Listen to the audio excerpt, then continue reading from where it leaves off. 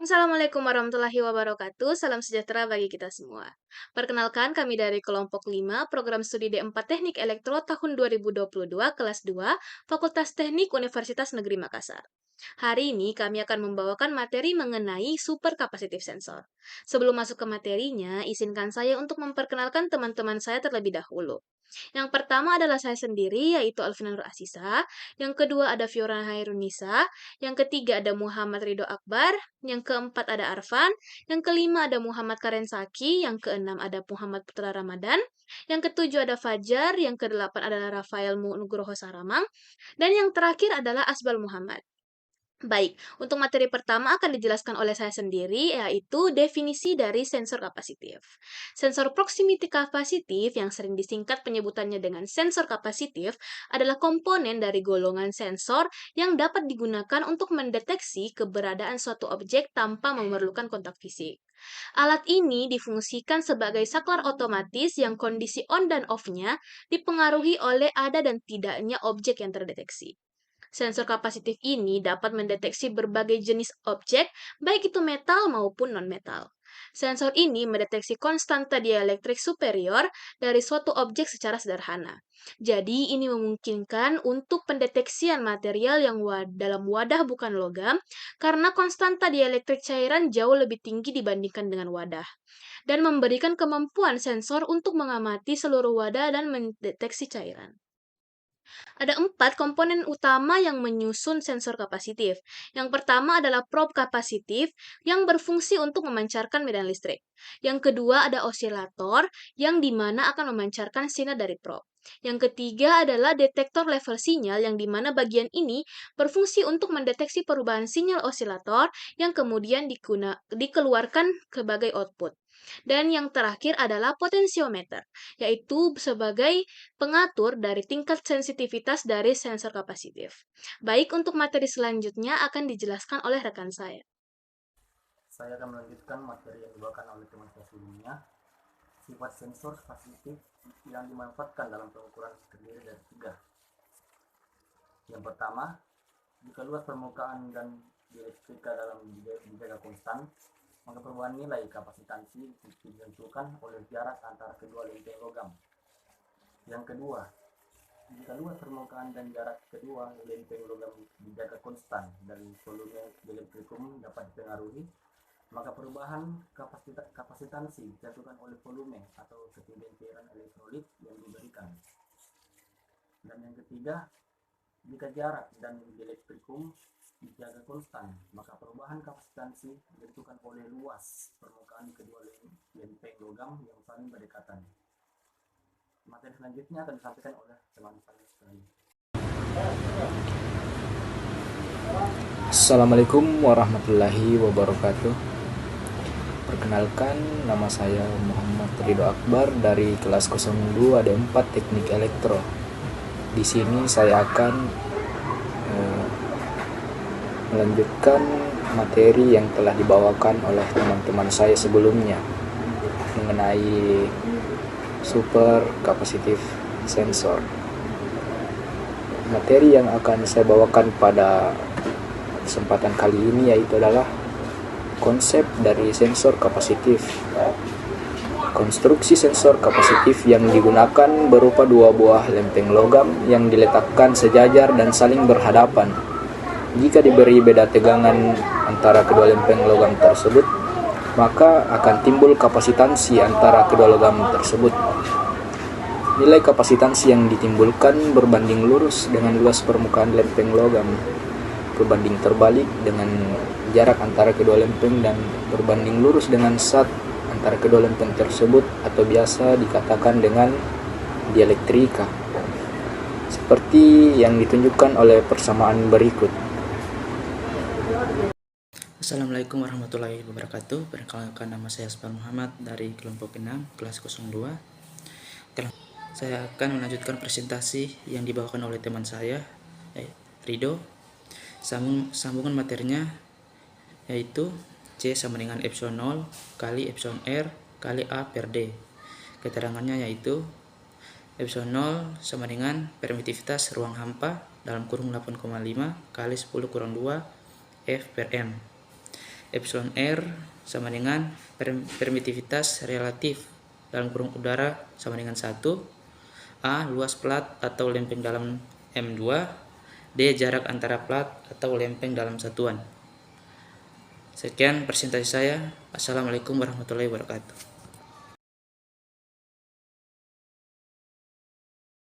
Assalamualaikum warahmatullahi wabarakatuh.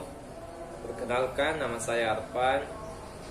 Baiklah, langsung saja saya akan melanjutkan materi yang dibawakan oleh teman saya.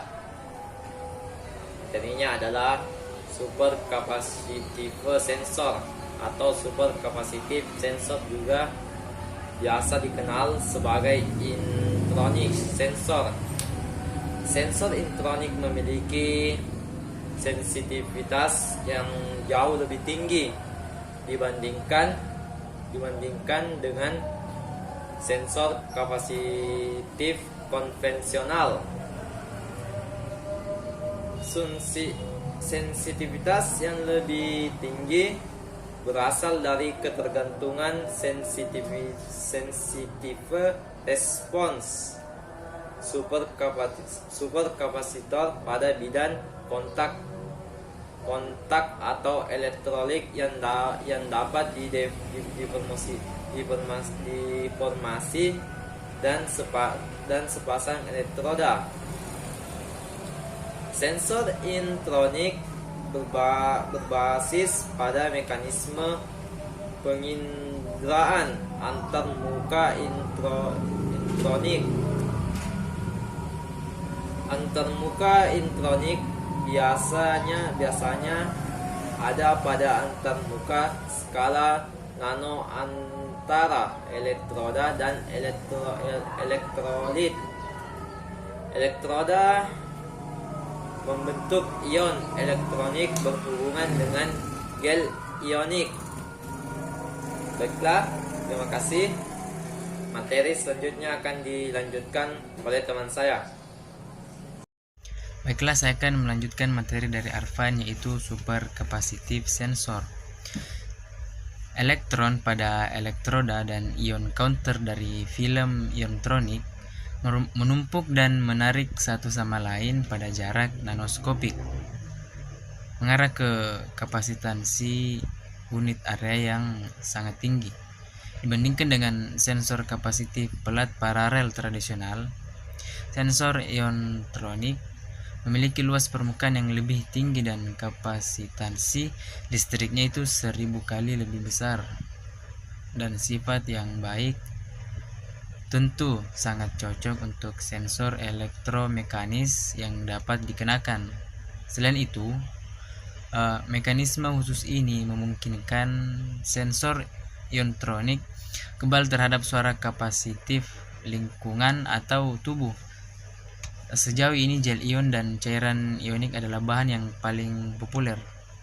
Terdapat dua macam, yaitu yang pertama, elektrolit padat ionik adalah struktur mikroperiodik di permukaan, dan yang kedua adalah cetakan elektroda konduktif dengan geometri tertentu. Dan juga cara kerja penginderaan sensor tekanan iontronik juga bisa dimodulisasi secara efisien melalui regulasi struktural elektrolit. Sensor tekanan iontronik fleksibel dibuat dengan merakit struktur mikroelektrolit ion dan pola elektroda konduktif yang tercetak. Untuk membuat sensor tekanan dengan konfigurasi elektroda integrated, elektrolit berstruktur mikro dengan yang diinginkan ukuran yang ditempatkan pada area penginderaan elektroda integrated yang dicetak, yang kemudian dienkapsulasi dengan film polietilen lunak. Dan untuk membuat sensor tekanan dengan diapit konfigurasi elektroda, elektrolit berstruktur mikro diapit di antara dua elektroda yang tetragonal fleksibel, yang kemudian dienkapsulasi dengan film polietilen lunak. Mengandalkan mekanisme yang serupa dengan persepsi kulit, sensor ionotronik dapat mencapai migrasi atau retribusi ion sebagai respon terhadap rangsangan eksternal yang menjanjikan sensor ionotronik. Assalamualaikum warahmatullahi wabarakatuh. Saya Muhammad Putra Ramadan dengan NIM 220204602009. Saya akan melanjutkan materi yang telah dibawakan oleh teman saya.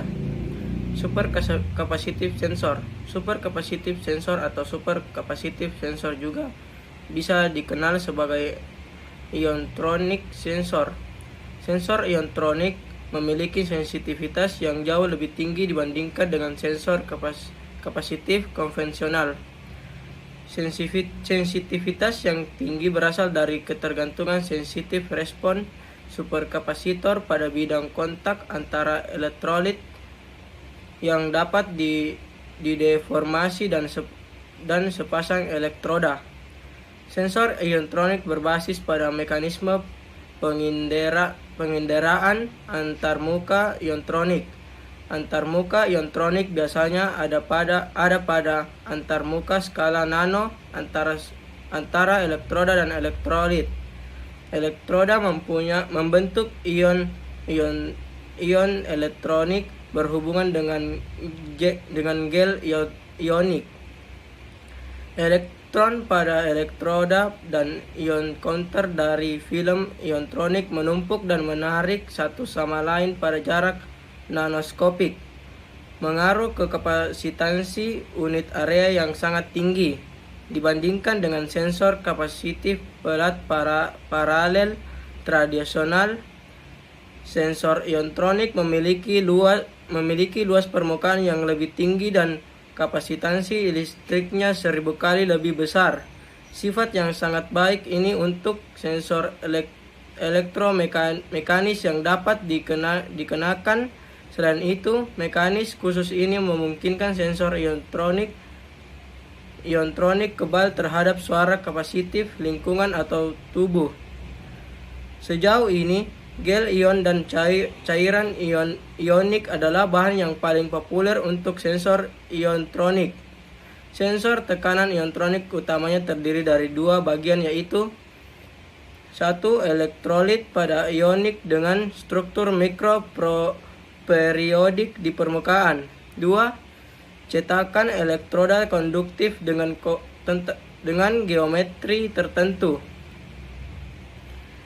Kinerja penginderaan sensor tekanan ionotronik juga bisa dimodulasi secara efisien melalui regulasi struktural elektrolit. Sensor tekanan ionotronik fleksibel dibuat dengan merakit struktur mikroelektrolit ionik dan pola elektroda konduktif yang tercetak. Untuk membuat sensor tekanan dengan konfigurasi elektroda integrated elektrolit berstruktur mikro dengan yang diinginkan ukuran ditempatkan pada area penginderaan elektroda integrated dan yang dicetak, yang kemudian dienkapsulasi dengan film polietilen lunak. Untuk membuat sensor tekanan dengan diapit konfigurasi elektroda elektrolit berstruktur mikro diapit di antara dua elektroda tetragonal fleksibel yang kemudian dienkapsulasi dengan film polietilen lunak. Mengandalkan mekanisme yang serupa dengan persepsi kulit, sensor ionotronik dapat mencapai migrasi atau redistribusi ion sebagai respon terhadap rangsangan eksternal, menjanjikan sensor ionotronik untuk membangun antarmuka penginderaan yang lebih cerdas untuk interaksi manusia-robot. Berdasarkan kelenturan yang sangat baik, transparansi tinggi, sensitivitas sangat tinggi, dan kesesuaian mekanis, berbagai upaya telah dilakukan untuk mengeksplorasi berbagai bahan ionik baru untuk membuat sensor iontronik dengan sifat preseptif seperti kulit, seperti penyembuhan diri dan pengendaraan multimodal. Selain itu, untuk mencapai buatan multifungsi kulit dan perangkat cerdas, berbagai mekanisme berdasarkan iontronika telah diselidiki untuk memenuhi berbagai fungsi dan pengalaman interaktif manusia, memanfaatkan properti material yang unik, mekanisme pengendaraan yang beragam, dan struktur perangkat yang rumit. Sensor iontronik telah menunjukkan berbagai aplikasi terhadap kulit ionik dan kecerdasan buatan. Kapasitor tradisional terdiri dari elektroda plat paralel dan elektrik di antaranya, sedangkan superkapasitor terdiri dari sepasang elektroda dengan larutan elektrolit di antaranya. Dalam sensor gaya berbasis kapasitor tradisional, jarak antara elektroda berubah karena gaya yang diterapkan, yang dihasilkan perubahan kapasitansi. Oleh karena itu, pengukuran kapasitansi memberikan ukuran gaya yang diberikan sebaiknya pada sensor superkapasitif. Jarak ditetapkan pada ketebalan lapisan ganda atom. Sebaliknya, area berubah sebagai respon terhadap gaya. Pada sensor gaya superkapasitif yang tersedia saat ini, elektrolitnya adalah cairan dan area kontak antar cairan dan elektroda berubah dengan penerapan gaya. Permukaan elektroda biasanya diolah menjadi superhidrofobik, memastikan bahwa elektrolit tidak menempel pada elektroda dan bergerak cepat dan menanggapi gaya yang diterapkan tanpa histerisis. Namun demikian, sensor superkapasitif keadaan cair tersebut memiliki beberapa kelemahan yang melekat, yang membatasi penggunaan sensor sensitif ini secara luas. 1. Sensor tidak dapat dengan mudah dibuat miniaturnya untuk membuat sensor mikro, karena sulit untuk membuat ukuran yang dikontrol tetesan berukuran mikro atau genangan cairan dan untuk memerangkap cairan di dalam sensor tertutup. 2. Adanya lapisan hidrofobik pada permukaan elektroda mengurangi kapasitansi karena meningkatkan jarak antar elektrolit dan elektroda. 3. Bahkan pada sensor berukuran besar, sensor perlu dikalibrasi secara individual untuk memperhitungkan variabilitas dalam ukuran dan lokasi cairan di dalam ruang sensor. 4. Tingginya biaya lapisan hidrofobik dan ukuran sensor yang besar menimbulkan masalah dalam membuat selembar sensor untuk mengukur gaya terdistribusi. 5. Masa simpan sensor kondisi cair pendek karena penguapan atmosfer. 6. Efek gravitasi pada cairan dapat membatasi aplikasinya. Sistem yang melibatkan gerakan non-planar. Terima kasih. Untuk materi yang selanjutnya akan disampaikan oleh teman saya. Perkenalkan, saya Fiona Hairunisa dari D4 Teknik Elektro kelas 02 dan saya akan melanjutkan materi yang telah dijelaskan sebelumnya oleh teman saya Muhammad Putra Ramadan. Kapasitor tradisional terdiri dari elektroda plat paralel dengan elektrik diantaranya, sedangkan superkapasitor terdiri dari sepasang elektroda dengan larutan elektrolit diantaranya.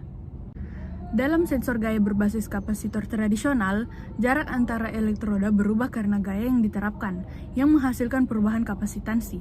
Oleh karena itu, pengukuran kapasitansi memberikan ukuran gaya yang diberikan. Sebaliknya, pada sensor superkapasitif, jarak diterapkan pada ketebalan lapisan ganda atom. Sebaliknya, area berubah menjadi respon terhadap gaya. Pada sensor gaya superkapasitif yang tersedia saat ini, elektrolitnya adalah cairan dan area kontak antara cairan dan elektroda berubah dengan penerapan gaya. Permukaan elektroda biasanya diolah menjadi superhidrofobik, memastikan bahwa elektrolit tidak menempel pada elektroda dan bergerak cepat dalam menanggapi gaya yang diterapkan tanpa hysteresis. Adapun 6 kelemahan sensor kapasitif, yaitu sensor tidak dapat dengan mudah dibuat miniaturnya untuk membuat sensor mikro. Yang kedua, adanya lapisan hidrofobik pada permukaan elektroda mengurangi kapasitansi karena meningkatkan jarak antara elektrolit dan elektroda. Yang ketiga, bahkan pada sensor berukuran besar, sensor perlu dikalibrasi secara individual untuk memperhitungkan variabilitas dalam ukuran dan lokasi cairan di dalam ruang sensor. Yang keempat, biaya lapisan hidrofobik dan ukuran sensor yang besar menimbulkan masalah dalam membuat selembar sensor untuk mengukur gaya yang terdistribusi. Yang kelima, masa simpan sensor kondisi cair itu pendek karena penguapan atmosfer. Dan yang terakhir adalah efek gravitasi pada cairan dapat membatasi aplikasi sistem yang melibatkan gerakan nonpolar. Sekian yang dapat kelompok kami jelaskan. Lebih dan kurangnya mohon dimaafkan. Wabillahi taufiq wal hidayah. Wassalamualaikum warahmatullahi wabarakatuh.